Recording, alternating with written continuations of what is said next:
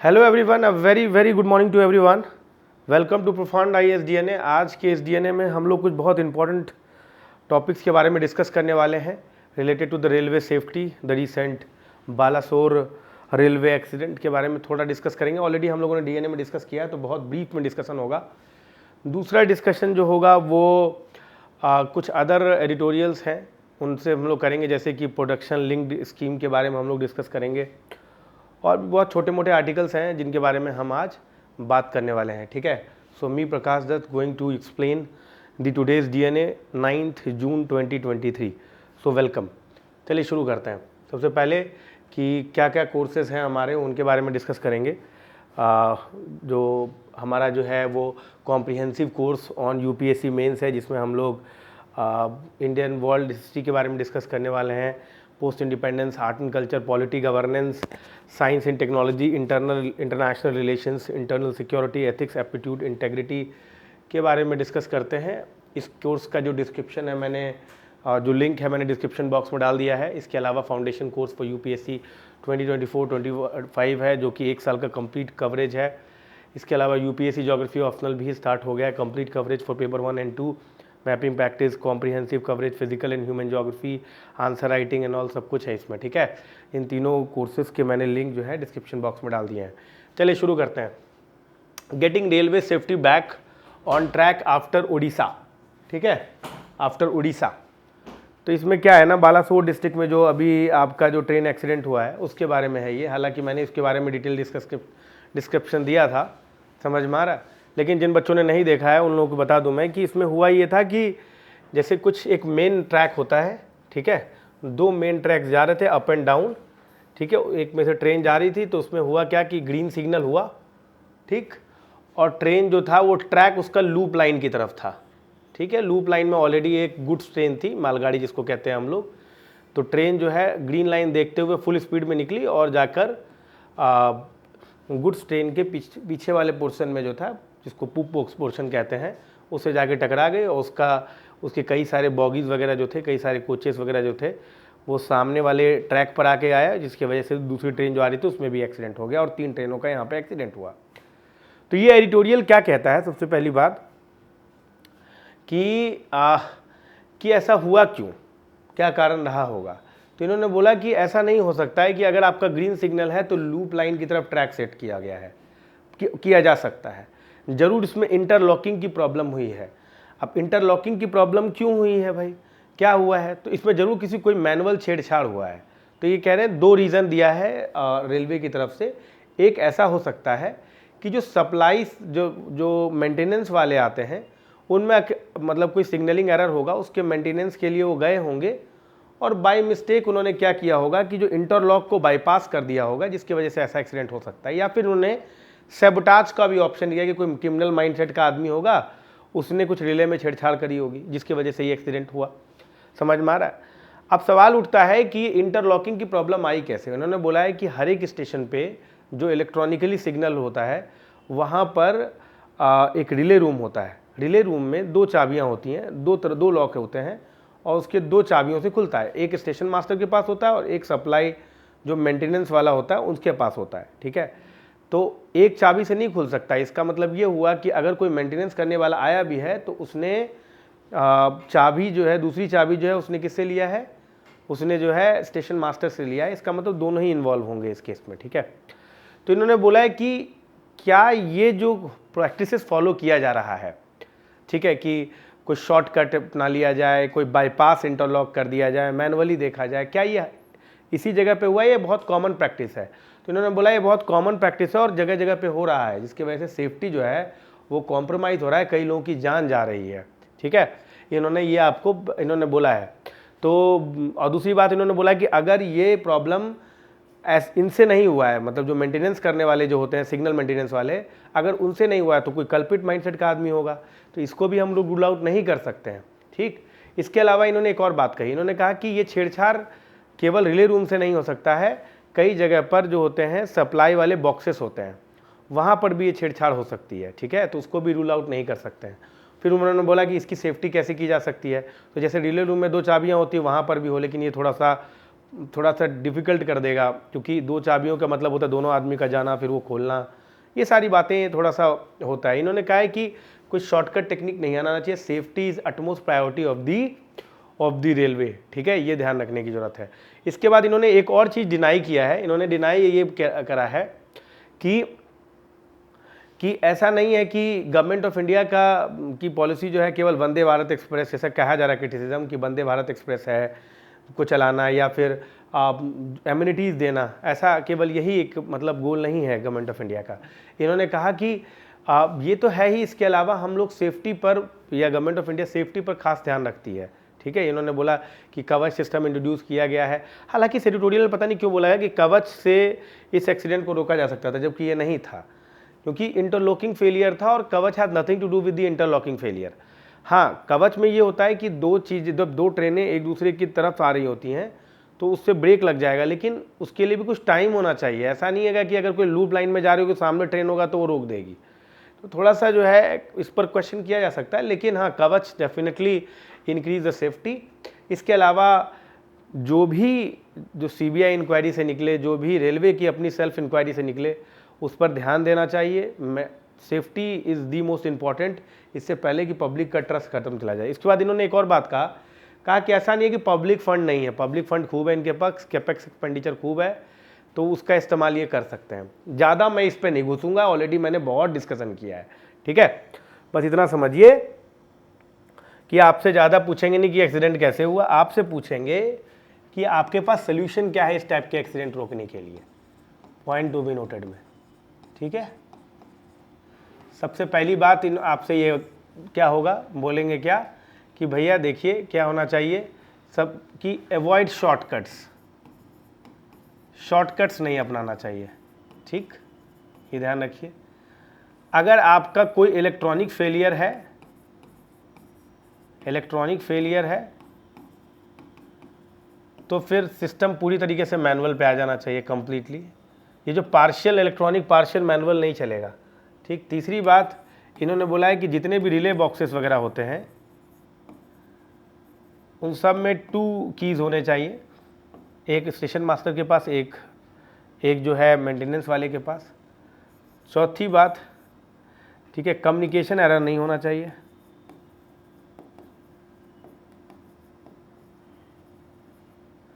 पांचवी बात इन्होंने कहा कि कवच सिस्टम को इंट्रोड्यूस करिए, system needs to be introduced. समझ में आ गया आपको? कैपिटल एक्सपेंडिचर बढ़ाने की जरूरत है, कैपेक्स। बस इतनी बातें आपके एग्जाम में लिखने को इस आर्टिकल से मिल सकता है। इससे पहले मैंने बहुत डिस्कशन किया है इसके ऊपर, ठीक है, अननेसेसरी मैं टाइम वेस्ट नहीं करना चाहता हूँ। तो क्वेश्चन आपसे पूछ सकता है कि बाय साइटिंग या ये कह सकते हैं कि recent railway accident has opened up several questions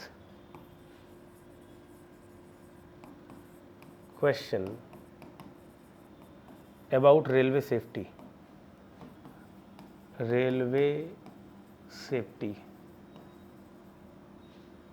ठीक है। सजेस्ट रेमेडीज,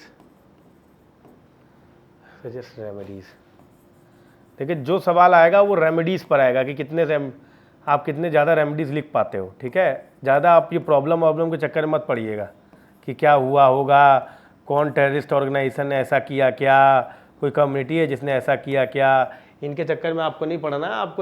आपको सेफ्टी पे ध्यान देना है कि सेफ्टी कैसे बढ़ाई जा सकती है, ठीक है, ध्यान रखिएगा इस चीज़ को।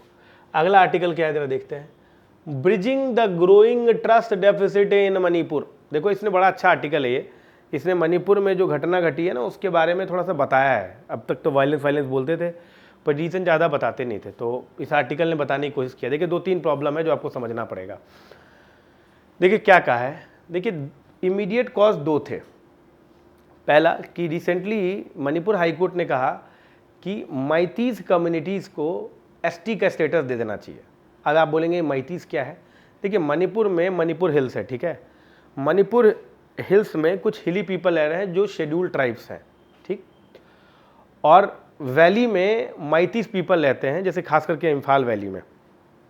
अब सबसे बड़ी बात है कि जो माइतीज हैं they constitute the 52% of the population. ध्यान से सुनिएगा सर, बहुत इंपॉर्टेंट बात है। 52% ऑफ द पॉपुलेशन जो है माइतीज का अकेला, यानी कि आधी पॉपुलेशन माइतीज है, ठीक। माइतीज एथनिकली जो है वो बेसिकली हिंदूज हैं, समझ में आया, और इनको शेड्यूल ट्राइब्स का स्टेटस नहीं है। हाई कोर्ट ने कहा कि इनको शेड्यूल ट्राइब का स्टेटस दीजिए। अब माइतीज वाले के साथ प्रॉब्लम यह है कि ये 52% ऑफ द पॉपुलेशन है, लेकिन ये रहते हैं पूरे मणिपुर में 10% हिस्से में। इनको 90% रेस्ट ऑफ द 90% हिस्से में जाना है, क्योंकि बहुत ज़्यादा ओवर क्राउडेड हो गया है एक जगह पे। अब प्रॉब्लम ये है कि जब तक आप इनको शेड्यूल ट्राइब का स्टेटस नहीं देंगे तब तक ये उन एरियाज़ में नहीं जा सकते जो ऑलरेडी शेड्यूल ट्राइब्स हैं, समझिए, जहाँ पे कुकी हैं, जहाँ पे नागाज हैं, है ना। तो एक ये सबसे बड़ी प्रॉब्लम है। अच्छा, हाई कोर्ट ने जो इनको बोला कि इनको शेड्यूल ट्राइब का स्टेटस देना चाहिए, वो कुकी नागाज को पसंद नहीं आया कि भाई इनको भी आप शेड्यूल ट्राइब्स बना रहे हैं, जो कि लार्जली कंसीडर करते हैं कि माइतीज आर आउटसाइडर्स, जबकि माइतीज बोलते हैं कि हम इनसाइडर हैं। तो सबसे पहला जो स्पार्क आया है वो इसी बात पे आया है कि हाई कोर्ट ने ऑर्डर दिया है कि माइतीज को आप जो है शेड्यूल ट्राइब्स के स्टेटस में डालिए। इसके अलावा इन्होंने बोला है कि एक और प्रॉब्लम जो सामने देखने को मिला कि जो यहाँ पर कई सारे रिजर्व फॉरेस्ट आए। रिजर्व फॉरेस्ट में पहले से ट्रेडिशनली फॉरेस्ट ड्वेलर्स हुआ करते थे, तो मणिपुर गवर्नमेंट है उन्होंने क्या किया, रिजर्व फॉरेस्ट से कई सारे ट्रेडिशनल कम्युनिटीज़ जो थे उनको इविक्ट कर दिया, मतलब कहा कि ये रिजर्व फॉरेस्ट है, आप यहाँ से निकलिए। इसकी वजह से क्या हुआ कि कई सारे ऐसे ट्राइबल कम्युनिटीज़ थे जिनको अपने ही लैंड से बेदखल कर दिया गया। तो ये भी एक गुस्सा था। एक तो ये गुस्सा कि इविक्शन हो गया है, दूसरी गुस्सा कि शेड्यूल ट्राइब्स मणिपुर में जो है माइतीज को शेड्यूल ट्राइब देने की बात हो रही है। इसका मतलब सोचिए, जो हिली पीपल हैं वो अपने आप को इंडिजिनस मानते हैं, उनको आपने अपने लैंड से अलग कर दिया, और ऊपर से जो जिनको ये आउटसाइडर समझ रहे हैं माइतीज, उनको उन्होंने कहा है कि हम शेड्यूल ट्राइब का स्टेटस दे देंगे। तो अब इनको दो तरह से गुस्सा आने लगा कि भाई एक तो हमको अपने लैंड से हटा रहे हो, दूसरे में अगले को शेड्यूल ट्राइब का स्टेटस दे रहे हो। तो यही बवाल यहाँ पे चलने लगा। इसी के वजह से क्या हुआ, बहुत ज़्यादा यहाँ पर बहुत ज़्यादा टेंशन क्रिएट हो गया। अब जैसे माइतीज की अगर हम लोग बात करें तो माइतीज चाहते हैं कि वो 90% तो एरिया जो बचा हुआ है, 10% में वो रह रहे हैं, 90% में भी रहें वो, लेकिन बिना शेड्यूल ट्राइब के स्टेटस के नहीं रह सकते हैं। अच्छा, माइतीज ऐसा नहीं है कि उनको जॉब की कमी है, ना ना ना, ऐसा नहीं है कि उनको जॉब चाहिए या शेड्यूल ट्राइब स्टेटस से उनको, ऐसा नहीं है। इनका सोशल इकोनॉमिक क्लॉट बहुत तगड़ा वाला है, समझ में आया। उनको चाहिए land, they are mostly deprived of the land issue is more crucial for them.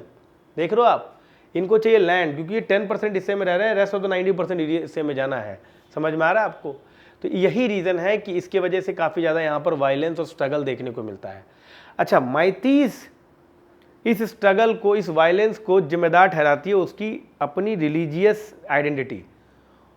माइतीज ये मानते हैं कि चूंकि वो हिंदू हैं इसीलिए उनको शेड्यूल ट्राइब का स्टेटस नहीं दिया जा रहा है, उनको मतलब कि हिली पीपल आउटसाइडर समझ रहे हैं, तो वो अपनी आइडेंटिटी को अपने एट्रोसिटीज़ का जिम्मेदार ठहरा रहे हैं माइतीज। समझ रहे हो बातों की नहीं, ये मैं नहीं कह रहा हूँ, यहाँ पे लिखा हुआ है ये बात कि वो देखिए क्या लिखा हुआ है, Meiteis have had the chequered history of violence and struggles before integration with the India and acquiring Hindu tag. ठीक है, they had sought a project a pan-Mongolid identity, rejected the Bengali script and even tried to revive their old Meiteis religion Sanamanism। समझ में आ रहा है आपको, ये बात ध्यान रखिएगा, ठीक। इन्होंने ये कहा, they formed several insurgent groups such as People Liberation of Army, Bangladesh and Myanmar. समझ में आया। तो ये देख लो, इन्होंने वो जो हिंदू की आइडेंटिटी जिसकी वजह से इन्हें लगता है कि इन्हें अलग किया जा रहा है, इनके अगेंस्ट जो है ये मतलब क्या कहते हैं, इनके अगेंस्ट इन्होंने क्या करना शुरू कर दिया कि जो उनका अपना मतलब जो उन्होंने एक्वायर किया उसको छोड़ के ये अपने ओरिजिनल सनामनिज्म को फॉलो करना चाह रहे हैं, बंगाली स्क्रिप्ट को छोड़ दिया है, जो किसी भी तरीके से लगे कि ये आउटसाइडर है, उन चीज़ों को इन्होंने छोड़ दिया। इसके अलावा ये जो मणिपुर में जो मुस्लिम्स आ रहे हैं, पंगल्स जिनको कहते हैं, उनके अगेंस्ट प्रोटेस्ट करना शुरू किया कि they are outsider, they are not belong to this particular area. ठीक है, तो इस टाइप का जो ट्रस्ट डेफिसिट लोगों में बना हुआ है, उस केस में जो हाई कोर्ट का ऑर्डर है उसने कहीं ना कहीं और भी ज़्यादा इंसर्जेंसी वायलेंस को जो है वो प्रमोट किया है। ये बात आप ध्यान रखिएगा, इस चीज़ को और भी देखो यहाँ पे, देखो एक चीज़ मैं आपको दिखाता हूँ, देखो क्या लिखा हुआ है। This is not to say that the claims made by the Meiteis have no merit. They form 52% of the state population, but are restricted to 10% of the geographical area. That is the Imphal Valley. While relocating from the hills to the valley is legal, they cannot shift and relocate themselves. Most of them are Vaishnavite because of their non-inclusion in the scheduled tribe category to the hill area, 90% of which are occupied by the Nagas and the Kukis. तो वही है, इनका land का बहुत बड़ा issue है. समझ में आ रहा है आपको? अच्छा, ये देखिए यहाँ पे क्या लिखा है. There are some Maitis who think that their Hindu identity has brought them no political and economic benefits. मैतीस के अंदर ये दिमाग में बैठा हुआ है कि उनके हिंदू आइडेंटिटी की वजह से ही जो है उनको कोई पॉलिटिकल और इकोनॉमिक बेनिफिट नहीं मिला. On the contrary, this has become the liability. उनके लिए लायबिलिटी हो गया है and has treated as ST. उनको कहा जा रहा है कि भाई उनको इस वजह से ही एसटी का स्टेटस नहीं मिल पा रहा है. And they deprive the right to occupy 90% of territory of the state. तो इसीलिए वो लोग सनामनिज्म फॉलो करने वाले हैं, अपने आप को हिंदू नहीं कहना पसंद करते हैं. समझ रहे हो बातों की नहीं? तो अब सोल्यूशन क्या है? इन्होंने बोला है कि भाई थोड़ा बहुत मिलिट्री ऑपरेशन हो, अगर कोई वायलेंस होता है तो मिलिट्री ऑपरेशन से रिस्टोर किया जाए, ट्रस्ट क्रिएट किया जाए, इंक्लूजन किया जाए, इंफ्रास्ट्रक्चर डेवलप किया जाए. समझ में आ गया? हाँ, कहीं ना कहीं जो शेयर्ड सोवरेनिटी की बात की जाती है, ऑटोनोमस रीजन करने की बात की जाती है, वो सब हम लोग कर सकते हैं. समझ में आ रहा है? तो what are the point to be noted in this article? देखो, पॉइंट टू बी नोटेड.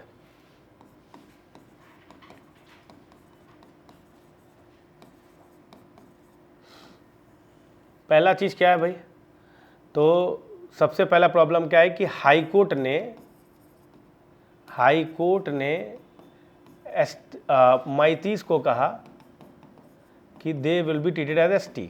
ठीक, एक तो ये बवाल का जड़ था. दूसरा बवाल का जड़ था कि जो कुकी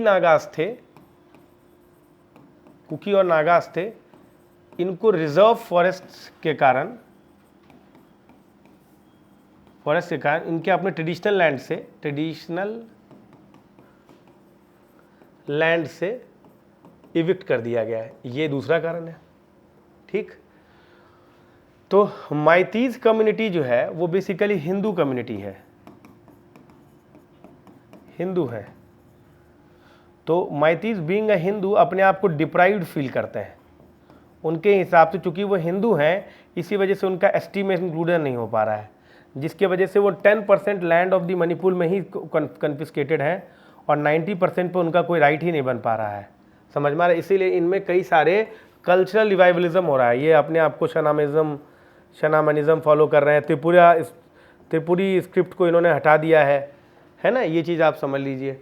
और इसी वजह से कुकीज़, नागाज और मैतीज में भी कन्फ्लिक्ट काफ़ी ज़्यादा है.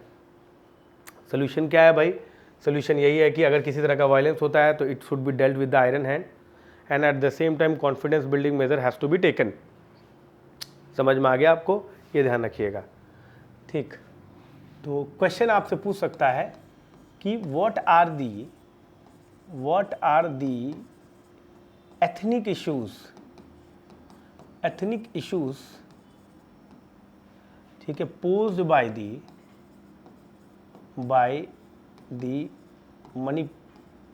The Manipuri people.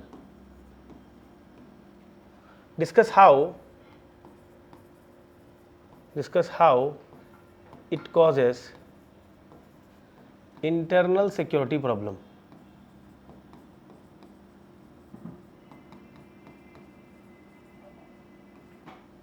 समझ में आ गया आपको? ये 250 वर्ड्स है, 15 मार्क्स. चलो आगे बढ़ो.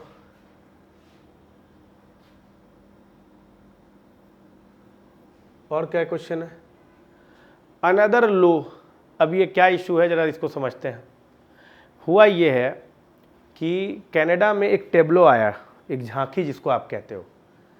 उसमें ये हुआ कि ऑपरेशन ब्लू स्टार हुआ था, अगर आपको थोड़ा सा पता हो इतिहास में. नहीं तो पोस्ट इंडिपेंडेंस हम जब डिस्कस करेंगे मेंस के कोर्स में तो उसमें हम बहुत डिटेल से डिस्कस करेंगे. उसमें हुआ ये था कि एक भिंडरवाला करके एक आदमी हुआ करते थे, जो कि अमृतसर में जो गोल्डन टेम्पल है वहाँ पर उन्होंने शेल्टर ले रखा था. और वो खालिस्तानी मूवमेंट को प्रमोट कर रहे थे। खालिस्तानी मूवमेंट का मतलब ये हुआ कि कुछ सिख ऐसे एक्सट्रीमिस्ट सिख कम्युनिटी हैं, सिख ग्रुप हैं, सभी नहीं, कुछ, वो चाहते हैं कि एक सेपरेट कंट्री बन जाए जिनका नाम था खालिस्तान, समझ में आया, जो सिख कंट्री टाइप का हो। तो इसी चीज़ को बढ़ावा देने के लिए भिंडरवाला ने गोल्डन टेम्पल में अपने को शरण लिया।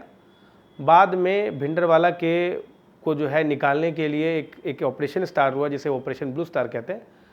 उसमें भिंडरवाला मारे भी गए और साथ साथ में गोल्डन टेम्पल काफ़ी क्षति भी पहुंची, जिससे जो सिख कम्युनिटी है वो बहुत आहत हुई, बहुत ज़्यादा उनको दुख हुआ कि भाई हमारी मतलब एक सीक्रेट प्लेस के साथ ऐसा हुआ है।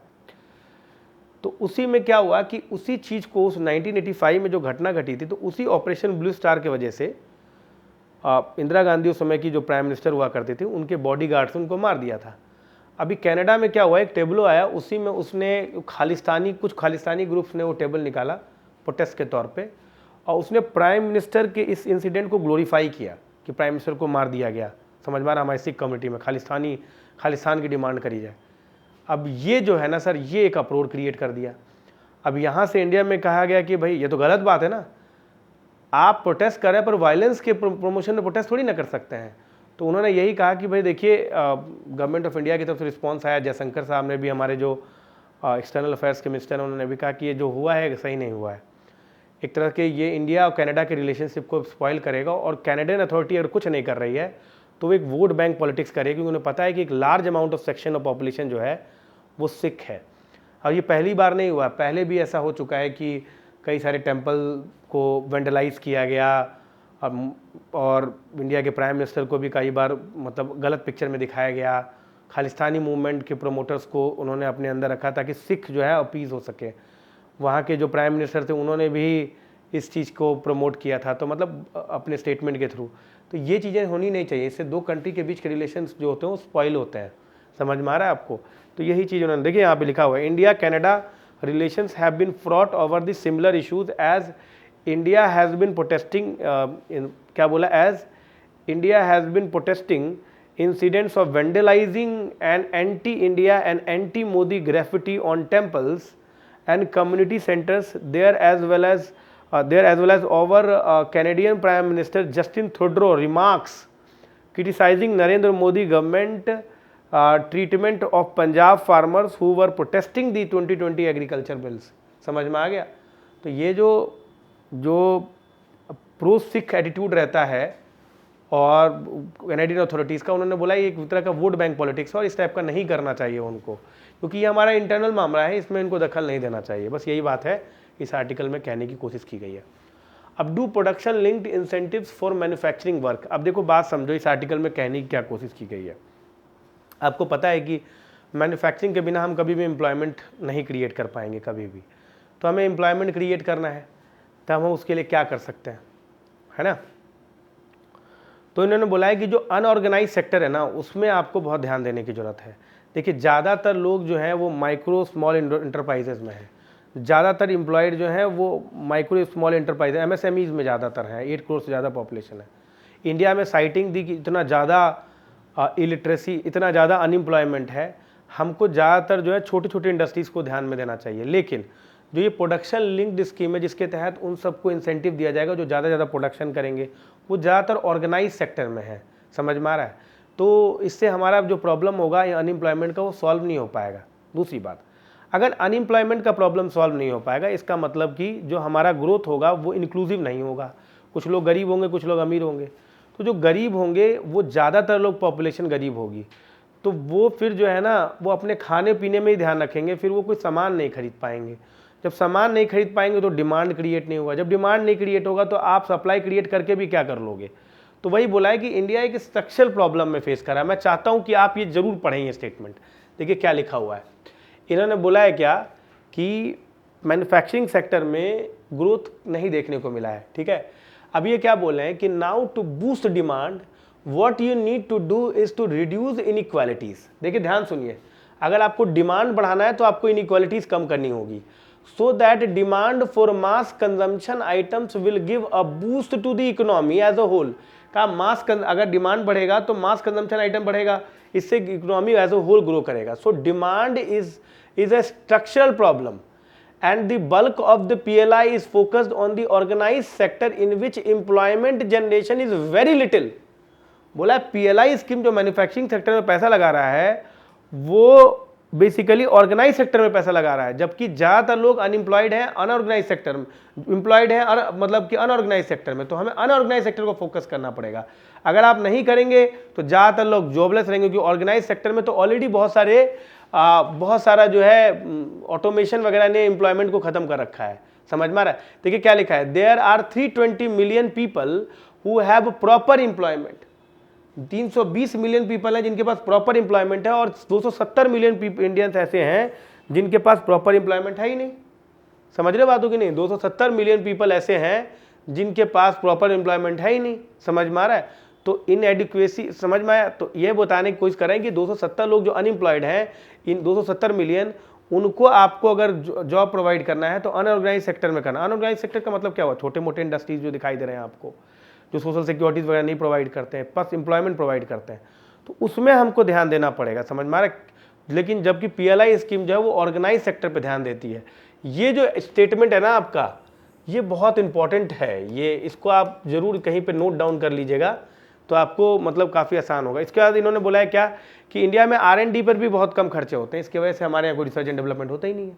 ठीक है, तो ये एक और बहुत बड़ी प्रॉब्लम इन्होंने आपके सामने रखी। इसीलिए बोला है कि PLI स्कीम जो है उतना ज़्यादा बेनिफिशियल नहीं हो सकता जितना जो है होना चाहिए। अच्छा, what was the requirement to the limits on UPI transactions? इन्होंने बोला है ना, देखिए आपने गौर किया होगा UPI में कुछ में 25,000 होता है, कुछ में 50,000 होता है, कुछ में 1 लाख होता है, अभी बढ़ाकर 5 लाख कर दिया गया। और कुछ होता है कि नंबर ऑफ ट्रांजेक्शन कितना कर सकते हैं, 10 है, कहीं पे 15 है। तो इन्होंने बोला why there is a requirement of the UPI transaction limits, जबकि हमको पता है कि UPI हमारे लिए भी कितना इंपॉर्टेंट हो गया है, कितने ट्रांजेक्शन डे बाय डे बढ़ते जा रहे हैं, है ना। तो इन्होंने कहा है कि इसका कारण ये है कि एक तो फ्रॉडलेंट एक्टिविटी, मान लीजिए कहीं पर कुछ पता चल गया, आपका पासवर्ड मालूम चल गया, फ्रॉडलेंट एक्टिविटी के थ्रू आपके सारे पैसे निकाल लेगा। तो एक तो ये भी रीज़न है। दूसरा रीज़न है कि छोटे छोटे बहुत सारे ट्रांजैक्शन होते हैं जो कि बहुत कॉस्टली होता है।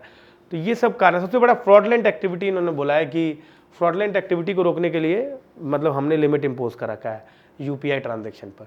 US और UK जो है फोर्स कर रही है Atlantic declaration to boost ties.